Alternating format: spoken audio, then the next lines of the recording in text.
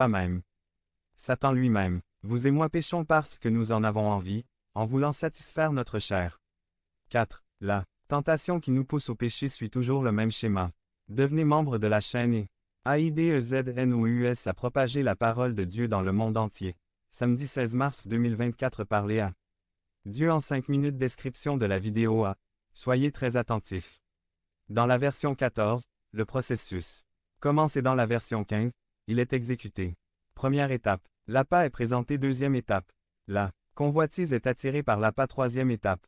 Le péché se produit lorsque nous cédons et mordons à l'appât. Quatrième étape. La consommation du péché entraîne des conséquences tragiques. B. Mais chacun est tenté quand il est attiré et séduit par son propre désir. Alors la convoitise, après avoir conçu, donne naissance au péché. Et le péché, étant consommé, donne naissance à la mort. Vers 14 à 15 c. Le mot attirer porte l'idée de mettre un appât ou un appât dans un piège et le mot séduit dans le grec original signifie mettre appât sur l'hameçon. D. Lorsque vous pêchez, vous devez utiliser des appâts qui suscitent l'intérêt et incitent le poisson à mordre l'hameçon avec l'appât. E. Le poisson est sur son territoire, nageant d'un côté à l'autre. Soudain, un appât apparaît et le poisson dit « Wow, cette nourriture a l'air délicieuse, j'aimerais la manger. » Jusqu'à ce que le poisson doive prendre une décision. Est-ce que je reste dans mon endroit sûr ou est-ce que je vais mordre à elle hameçon? S'il prend la mauvaise décision, il finira au four ou à la poêle. F. Exactement, si. C'est ainsi que la tentation fonctionne chez nous, l'appât est présenté et c'est quelque chose qui nous plaît, qui nous intéresse et qui retient notre attention. G. Nous devons prendre la décision pendant que l'appât est devant nous. Je le mords ou je ne le mords pas. H. Notez bien que le péché se produit à l'étape croisillon 3, lorsque nous cédons à la tentation.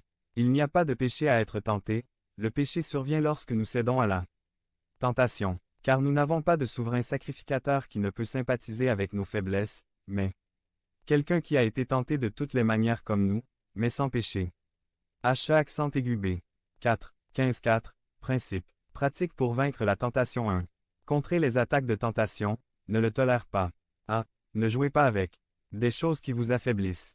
Dans l'émission télévisée HEA, le docteur Campbell est confronté à un patient qui affirme s'être cassé le bras droit à 2 endroits. Le docteur Campbell lui donne une réponse simple mais très sage, lui dit-il, puis reste à l'écart de ces endroits. B. Il y a des endroits dont il faut se tenir à l'écart. Un homme très obèse décide qu'il était temps de perdre du poids. Il était tellement déterminé qu'il a même décidé de changer d'itinéraire pour aller au travail, puisqu'il s'arrêtait chaque matin dans une boulangerie qui se rendait au travail. Un matin, l'homme arrive au travail avec un très gros gâteau au café à la main. Les gens lui ont demandé ce qui s'était passé et il a dit que ce jour-là il avait soudainement eu envie de manger un gâteau et il a décidé que si cette préoccupation venait de Dieu, en passant devant la boulangerie, il trouverait un parking devant elle après 6. En me retournant, l'homme a dit, « J'ai trouvé une place vide devant l'établissement et bien sûr je me suis dit. » Devenez membre de la chaîne et AIDEZNOUS à propager la parole de Dieu à travers le monde. Point. Samedi 16 mars 2024. Si vous croyez en la puissance de Dieu, commentez 11. 11. Cela vient de Dieu. Devenez membre de la chaîne et AIDEZNOUS à propager la parole de Dieu dans le monde entier. Samedi 16 mars 2024. P4 résumé. De la conduite chrétienne. Point. Quelles sont les choses essentielles pour une famille d'église heureuse et prospère? Comment pouvons-nous rendre notre Église plus spirituelle à la gloire de Dieu? Par Carl Allen. Conduite chrétienne. 1 Thessaloniciens 5, 12 à 28. Introduction. Le nom préféré de Paul pour les croyants était frère.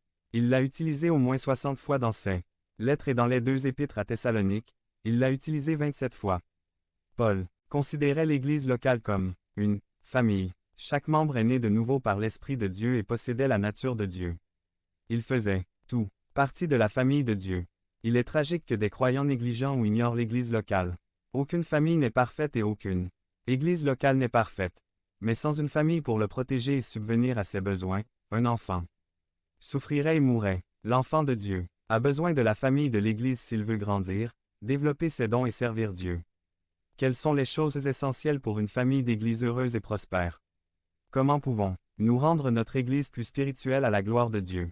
Paul discute de ces questions dans ces versets.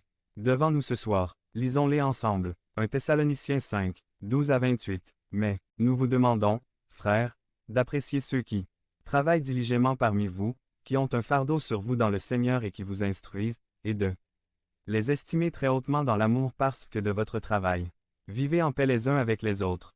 Nous vous exhortons, frères, à réprimander les rebelles, à favoriser les timides, à aider les faibles, à être patients avec tous. Veillez à ce que personne ne rende à l'autre du mal au mal, mais recherchez toujours l'un, qui sont bons les uns pour les autres et pour tous les hommes.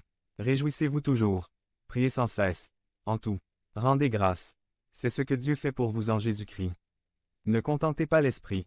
Ne méprisez pas les expressions prophétiques. Point. Mais examinez tout attentivement. Tenez bon à celui qui est bon. Abstenez-vous de toute forme de mal. Maintenant vous pouvez vous adresser au Dieu de paix qui lui-même vous sanctifie entièrement.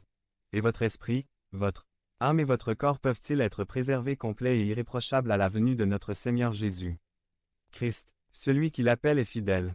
Et il le fera aussi parvenir. Les frères, priez pour nous. Saluez à les frères avec un saint baiser. Je jure que par le Seigneur vous faites lire cette lettre à tous les frères. La grâce de notre Seigneur Jésus-Christ est avec vous. Leadership familial versets 12 à 13. Sans leadership, une famille s'effondre. Le père est le chef de la maison. La mère se tient à ses côtés dans l'amour et coopération. Les enfants doivent obéir à leurs parents. C'est l'ordre que Dieu a imposé, et si nous perturbons cet ordre, nous nous attirerons de sérieux ennuis. Dieu a ordonné la direction de l'Église locale. Il est vrai que nous sommes tous un en Jésus-Christ Amen, mais nous sommes également vrais que le chef du devenez membre de la chaîne et AIDEZNOUS à propager la parole de Dieu à travers le monde. Samedi 16 mars 2024. Si vous croyez en la puissance de Dieu, commentez 11. Église il a donné des dons aux gens, puis a donné ces gens aux églises pour exercer ses